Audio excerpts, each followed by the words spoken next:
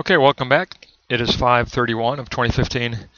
We're going to shift in topics again. We're going to leave Ezekiel and we're going to enter into the pre-wisdom literature. We're going to enter into Psalms, and specifically we want to look at a shift in theology with regard to the New Covenant.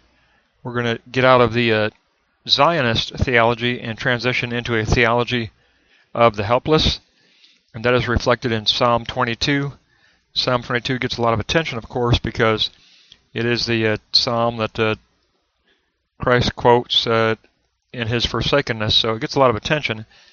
But we're going to look at it as a lament that speaks to the transition of theology for the Babylonian remnant that is going to leave the Zionist theology and transition to a theology of the oppressed or theology of the helpless. And the first moment is going to be the moment of the polemic as a pre-recollection of salvation history. And Lacocque tells us that the lament is of someone under the deprivation of shalom. And shalom equals the peace of wholeness rather than fragmentation. Its counterpart is the Greek concept eirene, which means the exact same thing, but it's the reintegrated self that is healed from fragmentation. Now, the lament is a desire for a return to wholeness, and it does mention the forces of chaos and the destruction caused by this force. And so it's a petition for a justice sought against this force of chaos. Now, the polemic is abbreviated under a tension between rich and poor. And praise eventually shows up. The petition is later coupled with the concept of praise. So Lacocque tells us that praise evolves from recollection of the word of grace. There's a recalling of the oracle of salvation history, and verse 4 of the psalm already introduces a transition, and verses 23 and 24 actually constitute the turn to praise. It unfolds in a four-step process. There's the assurance of being heard, then there's the desire for intervention of justice, then there's the vow of a proleptic anticipatory praise for the grace that will be received, and then finally the praise of thankfulness for the certainty of the answer. And that lines up the polemic. It is very much a rich, poor, or privileged and oppressed dialogue or dialectic. So the polemic gets set up first. But then once we get to this idea of a certainty that can actually evolve, a proleptic anticipatory certainty, then we're ready to move on to the second moment of concept of the Lordship of Yahweh, because the Lordship of Yahweh is the foundation for this hope. Concept emerges out of the tension between the lament and praise, and abandonment and interrogation search the heart of the individual, but they also search the collective intersubjective heart of the communal Israel. Lordship becomes internalized as a hiddenness and unveiling. In other words, God is recognized as a covenant God who is in a process of self-revelation through and behind suffering. That it is hidden, but there is a telos of soteria that is present. Now, this understanding is deeply existential, says Lacocque, and because it is a suffering process, the concept is linked up with cruciform that expresses the cruciform character of life. Yahweh is fully present in suffering. Yahweh is fully struggling to overcome this suffering, and the Exodus deliverance becomes a contextual backdrop for understanding this suffering eschatological process. So lordship, the concept of lordship, becomes linked up to the historical saving acts of Yahweh in salvation history. And this concept of this eschatological lordship authenticates the possibility of a lament as a justifiable appeal to Yahweh. So lament, through concept, becomes a true dialogue that must be engaged at the dialogue threshold, because we will search the heart of the community and not just the individual heart. There will be a communal search and a communal interrogation. Now, at the dialogue threshold, in addition to the third-party universality of the sacred core, or liturgy, there's also a third-party enemy in the background, that chaos, that force of chaos. So concept emerges as a dialogue defining Yahweh and letting God be God. And the steps move through affirmation that God is capable of overcoming suffering. Then there's the recognition that abandonment is understood as feeling-based, not gnosis-based. And then there's the frenetic stance of a call for remembrance at the dialogue threshold. And then the third party universality equals the intersubjectively defined history of salvation that the nation Israel holds, that they are trying to call up in remembrance. And then it's possible at the dialogue threshold to articulate that liturgy of a communal sacred core, which becomes a motivational base for the oppressed to hold on to and to internalize. And so they internalize this sacred core, this liturgy, and it becomes internalized as their motivational base of attestation, and it becomes a proleptic anticipatory force that indwells the individual within the communal Israel. And so this evolution to a internalized proleptic force that is gained through the dialogue threshold leads to another transition to proleptic positing.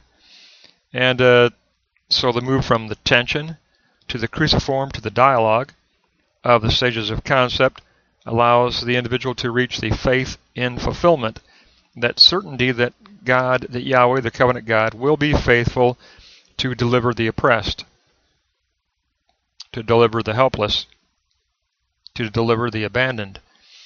And so we get into this proleptic positing of New Covenant theology, and it begins with an axiom. Yahweh suffers, but he is sovereign. Yahweh wrestles within himself between wrath and grief toward Israel, because Israel suffers in many instances because of rebellion against Yahweh, but the agape love of Yahweh does also gather up the grief for the oppressed. So wrath and grief are wrestling within Yahweh himself.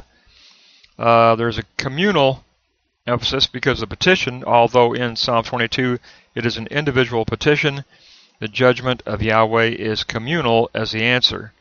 The internalized answer that is recognized becomes communal toward the entire community of Israel.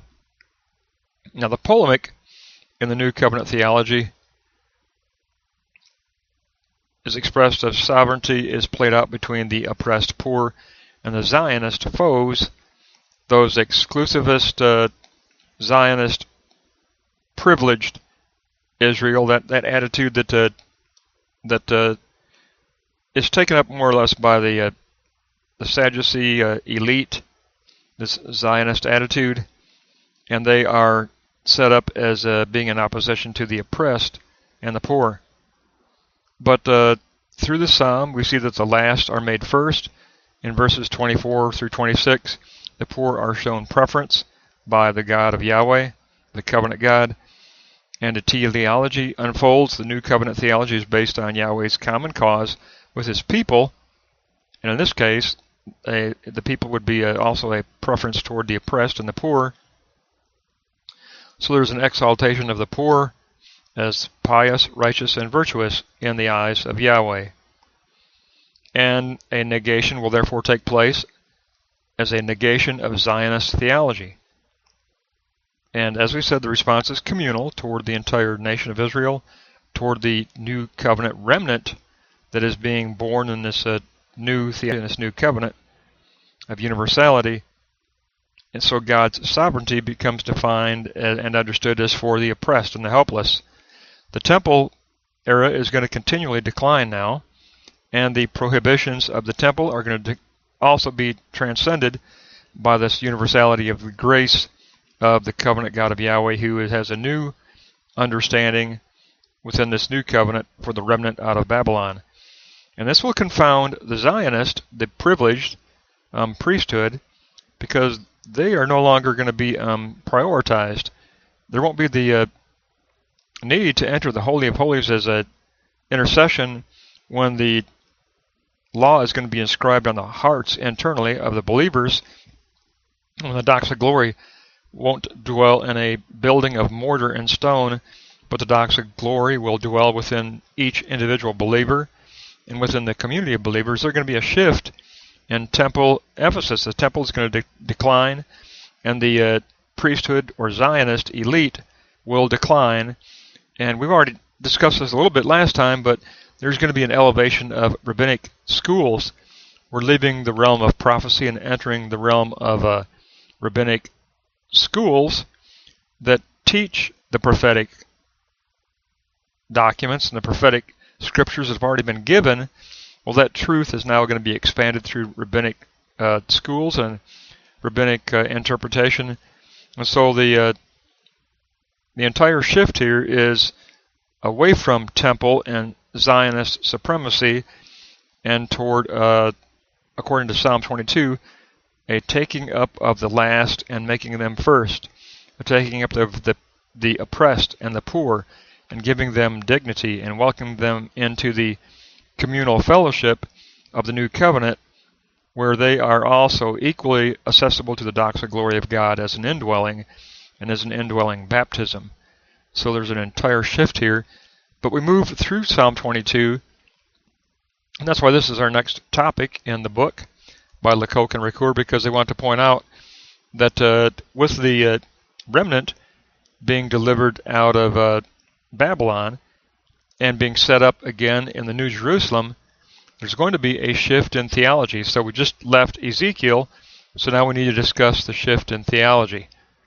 We've gone from Ezekiel and his prophecy of the new covenant and the death of the old Egyptian Israel to the point where theology is going to change, and we're going to be talking about the interpretation of Ezekiel the scroll eater by the rabbi schools, and the rabbi schools are going to start evolving. Gamliel and other rabbis are going to start teaching a new interpretation of the new covenant with the Jewish people.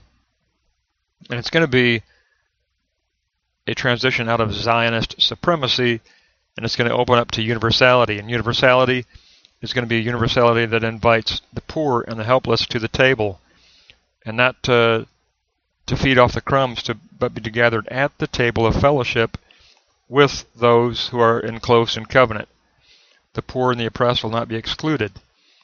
And so you can see that this is a huge transition, and but what we got to love about this is prior to the New Testament, and so it's great that from the psalmist, from Psalms 22, we get the inauguration of the new theology.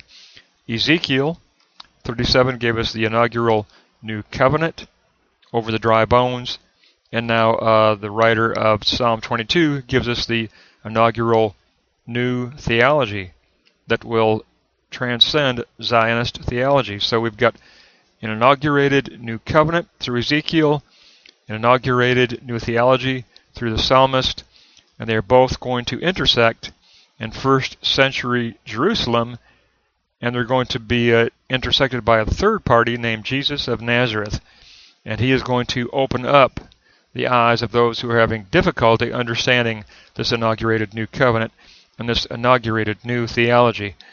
And so that gives us our first taste of Psalm 22 from Lacocque up through page 197.